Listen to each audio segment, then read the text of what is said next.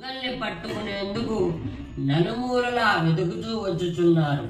అప్పుడు ఆ దొంగలు ఆ భటులు వచ్చుట చూచి ఆ ధనాన్ని ఎద్ద ఆ వర్తకుల వద్ద వదిలేసి పారిపోయాడు. రాజభటులు ధనము అక్కడ ఉండుట చూచి ఆ వైశ్యులే దొంగలను నిశ్చయించుకొని వారిని కట్టివేసి రాజుగారి కడకు తీసుకుని పోయేది.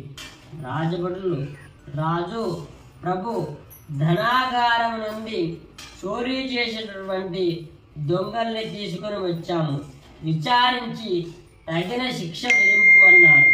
అప్పుడు ఆ రాజు ఏమీ ఆలోచన చేయక విచారింపక వీరిని తీసుకుపోయి కారాగృహమునందు బంధింపుమని చెప్పి ఆజ్ఞాపించను.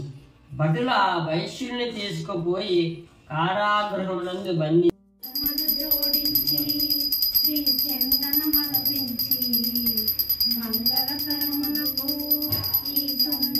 ఆనందమహామంగళనీరాజం సందర్శయామి. నీరాజనందం శుద్ధ ఆజం సమర్పయామి. మహామంగళనీరాజం సందర్శయామి. చూపించండి. నమస్కారం.